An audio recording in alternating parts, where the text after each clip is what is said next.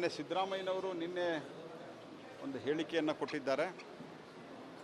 ಮೊದಲನೇದಾಗಿ ಅಕ್ಕಿಯ ಸಪ್ಲೈ ಬಗ್ಗೆ ನಮಗೆ ಹೋದ ವರ್ಷ ಕೇಳಿದರೆ ಅಕ್ಕಿ ಕೊಡಲಿಲ್ಲ ಅಂಥೇಳಿ. ಕಳೆದ ಬಾರಿ ನಮ್ಮ ಕಡೆ ಅಕ್ಕಿ ಸ್ಟಾಕು ಆ ಸಂದರ್ಭದಲ್ಲಿ ಬಫರ್ ಸ್ಟಾಕಿಗೆ ಭಾಳ ಹತ್ತಿರ ಇದ್ದೀವಿ ನಾವು.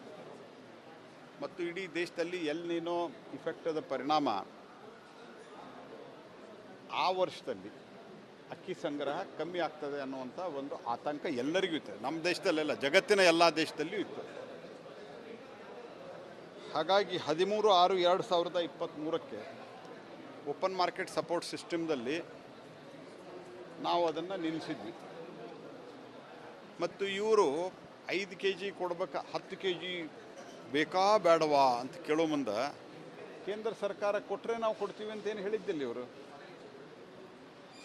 ಹಾಗಾಗಿ ಅದರಲ್ಲಿ ರಾಜಕಾರಣ ಮಾಡಲಿಕ್ಕೆ, ಕ್ಷುಲ್ಲಕ ರಾಜಕಾರಣವನ್ನು ಮಾಡಲಿಕ್ಕೆ ಅವರು ಹೊರಟಿದ್ದಾರೆ.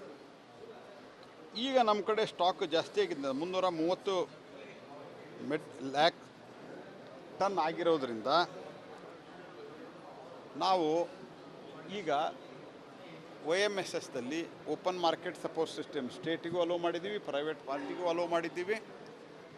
ಮತ್ತು ಆವಾಗ 34 ರೂಪಾಯಿ ಇದ್ದಂಥ ಬೆಲೆಯನ್ನು 28 ರೂಪಾಯಿನೂ ನಾವು ಮಾಡಿದ್ದೀವಿ, 28 rupees.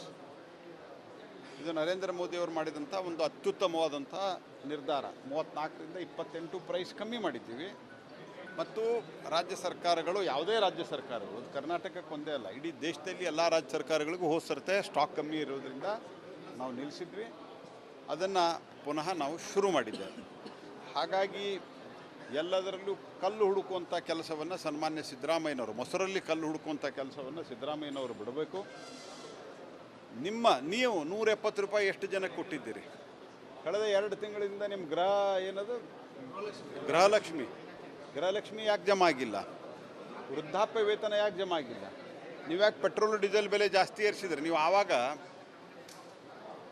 1 ರೂಪಾಯಿ BJP ಸರ್ಕಾರದವರು ಜಾಸ್ತಿ ಮಾಡಿದ್ರು, ನೀವು ಅದಕ್ಕೆ ಎಜಿಟೇಷನ್ ಮಾಡಿದ್ರಿ. 3.5 ರೂಪಾಯಿ ಮಾಡಿದ್ರಿ, ನಿಮ್ಗೆ ನಾಚೆ ಆಗಲ್ಲ ನಿಮ್ಗೆ?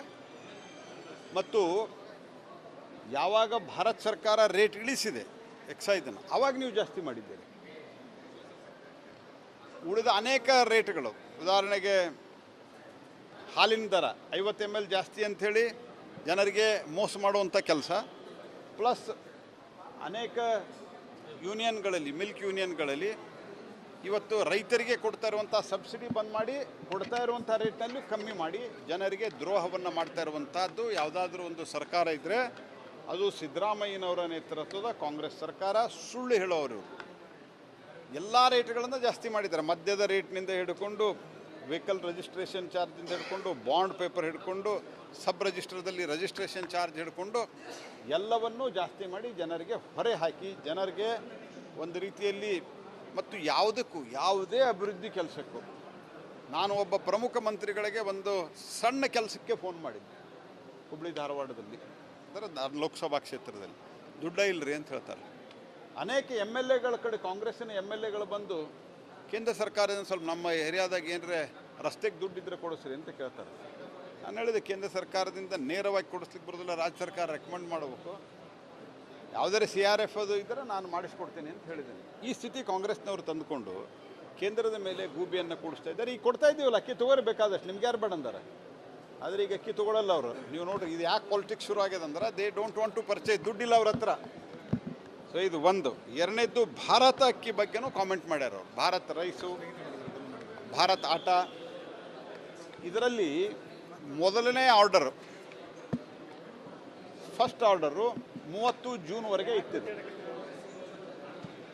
30